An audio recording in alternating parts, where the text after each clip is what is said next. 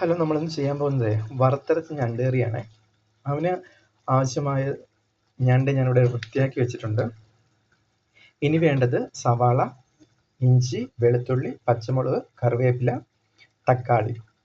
നിങ്ങൾക്ക് ആവശ്യത്തിന് ഉപയോഗിച്ചാൽ മതി. ഞാനിപ്പോൾ 2 ഞണ്ടായതുകൊണ്ട് അതിന് ആവശ്യമായ മാത്രമേ ഞാൻ എടുക്കുന്നുള്ളൂ.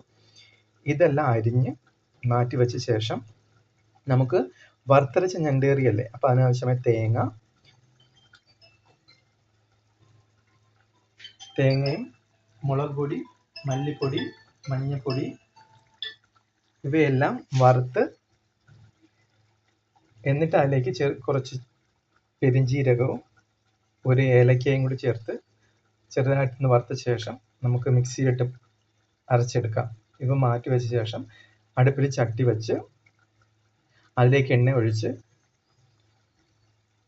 അരിഞ്ഞു വെച്ചിരിക്കുന്ന സവാള, ഇഞ്ചി, വെളുത്തുള്ളി, കറിവേപ്പില, കുറച്ച് ഉപ്പും കൂടി ഇട്ടിട്ട് നല്ലോട്ട് വഴറ്റിയെടുക്കുക.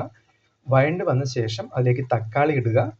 തക്കാളി ഇട്ട് വഴറ്റിയ ശേഷം നല്ലപോലെ വഴണ്ട് വന്ന ശേഷം നമ്മൾ അരച്ചു വെച്ചിരിക്കുന്ന അരപ്പ് അതിലേക്ക് ഒഴിക്കുക.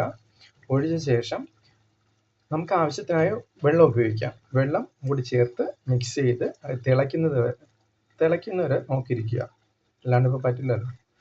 എന്നിട്ട് നമ്മൾ വൃത്തിയാക്കി വെച്ചിരിക്കുന്ന ഞണ്ടുണ്ടല്ലോ, എന്താ നല്ല വൃത്തി തിള വന്നിട്ടുണ്ട്, അരപ്പെല്ലാം നല്ലപോലെ തിള വന്നിട്ടുണ്ട്. ഈ അരപ്പിലേക്ക് നമ്മൾ വൃത്തിയാക്കി വെച്ചിരിക്കുന്ന ഞണ്ട് ഇറക്കിയിടാം.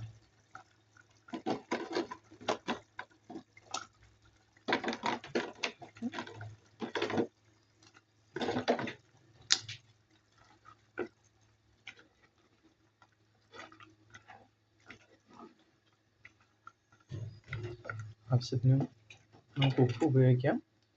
പിന്നെ കറിവേപ്പിലേക്ക് നിങ്ങളുടെ ഇഷ്ടത്തിനനുസരിച്ച് ഉപയോഗിക്കാം കേട്ടോ. എരിവും അതുപോലെ തന്നെ നിങ്ങൾക്ക് ഇഷ്ടത്തിന് ഉപയോഗിക്കാം.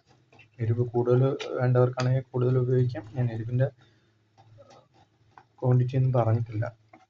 ഇപ്പം എല്ലാവർക്കും ഒരേ കണക്കാവില്ലല്ലോ എരിവും കാര്യങ്ങളൊക്കെ. ഇത് ഞാൻ 2 ഞണ്ടേ ഉള്ളതുകൊണ്ട് ഞാൻ കുറച്ച് എരിവൊക്കെ ഉപയോഗിച്ചിട്ടുള്ളൂ. പിന്നെ ആവശ്യത്തിന് കറിവേപ്പിലേക്ക് നിങ്ങൾക്ക് ആവശ്യത്തിന് ഉപയോഗിക്കാം. പിന്നെ അതുപോലെ തന്നെ പുളി, തക്കാളിയുടെ പരുവം നിങ്ങൾക്ക് ആവശ്യത്തിന് ഉപയോഗിക്കാം.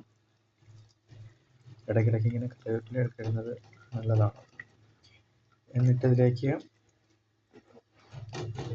നമുക്ക് ലാസ്റ്റ് വെന്ത് കഴിഞ്ഞ ശേഷം പരുവായ ശേഷം ഒരു കുറച്ച് ഉലുവാപ്പൊടിയും പിന്നെ കുറച്ച് കായപ്പൊടിയും ചേർത്ത് കഴിഞ്ഞാൽ അതിൻ്റെ ടേസ്റ്റ് കിട്ടും. കുറച്ച്, ഒരുപാടൊന്നും വേണ്ട, കുറച്ചൊരു നുള്ളു മാത്രം ഉപയോഗിച്ചാൽ മതി കേട്ടോ കായപ്പൊടിയൊക്കെ. ഇത് അടച്ചു വെച്ച് നമുക്ക് ഉപയോഗിക്കാം.